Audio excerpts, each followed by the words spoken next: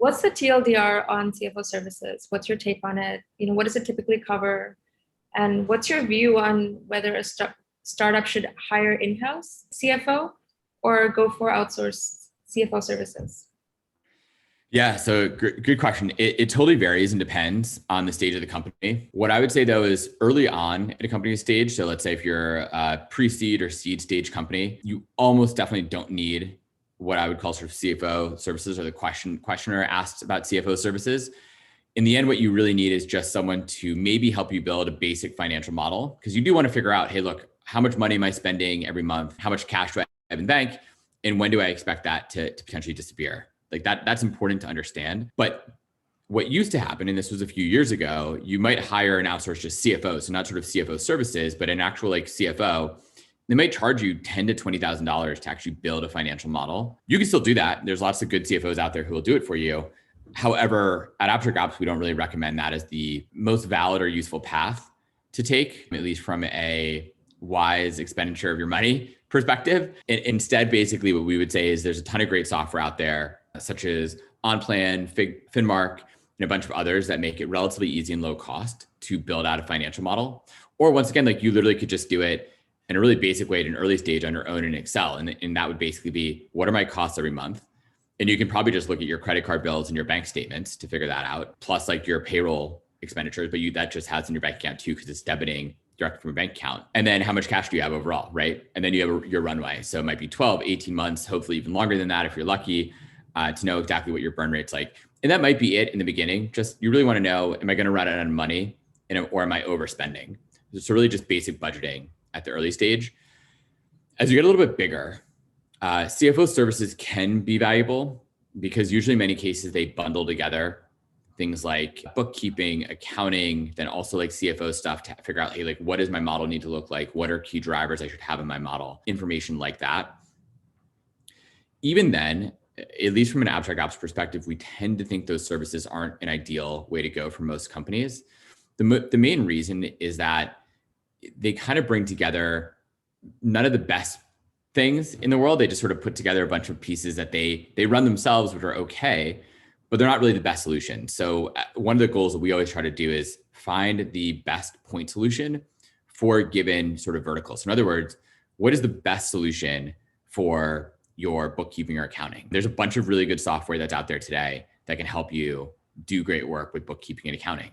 I mean, it's really verticalized, really specific. It uses actual technology instead of just people to do it.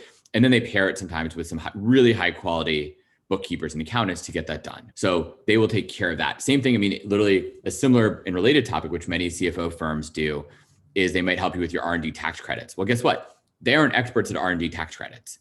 And there's like 100 or 200 different variations within the tax credit code of what you could apply for.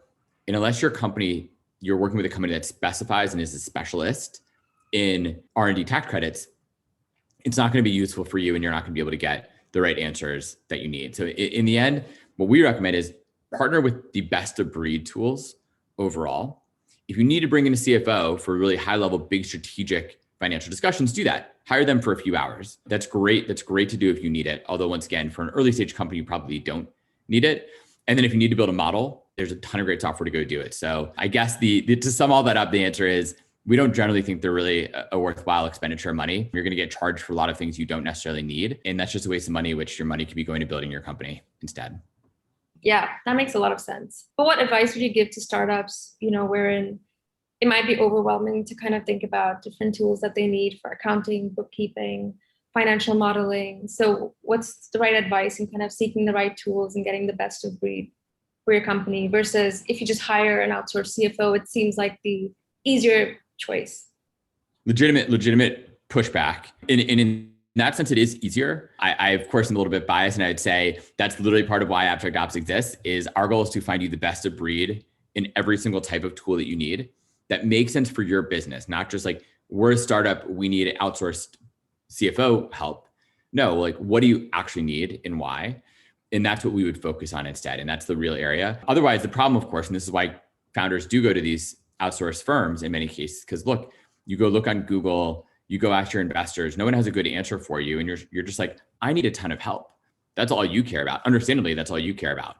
is I just need a lot of help and you want to do it quickly with a relative amount of ease. But once again, like we've worked with a lot of outsourced financial firms with who our customers have them when they start with AbstractOps. And every single time we end up finding a bunch of errors that this firm is making because they don't use any technology. They're overpaying by a long shot. And in the end, in most cases, we find that people get rid of that firm because it just doesn't make sense. Once we start doing our job and bringing in the best of breed tools, it doesn't make a ton of sense. Yeah, that makes sense. At what point do you think it actually makes sense to hire someone as a CFO for a startup? Yeah. So it depends a little bit, once again, on the stage, but I do think probably by Series A or Series B, really close to probably Series B, it starts making some sense to hire someone. Their role, as with many things at Series B, you hire someone who is a specialist in a certain area. So let's say a VP of HR, a CFO, maybe a COO, maybe a VP of sales, things like that. In many cases, those people are going to be doing a little bit of a hybrid role, especially the earlier you are. So what I mean by that is your VP of finance might also be your head of strategy in trying to think through a lot of partnerships and doing different sort of business development and deals like that. Same thing with, let's say, a VP of even sales, right? They hopefully are managing a team, but they're probably closing some sales on their own. Versus at really big companies, they're maybe only closing the biggest deals ever, and that's it. So it really varies a bit. But generally speaking, you don't need to bring a CFO on board until a Series B is probably the time. Maybe Series A if you're growing massively fast, or your Series A was $100 million round or something crazy. But you generally don't need it until a good deal later in the company. And I should add, by the way, part of that's because you will have bookkeepers and accountants who are doing a lot of the work for you. And then if you combine that with smart software to build a model, you've covered most of the basis that a CFO is going to do, at least at the earlier stages. Got it. That makes sense.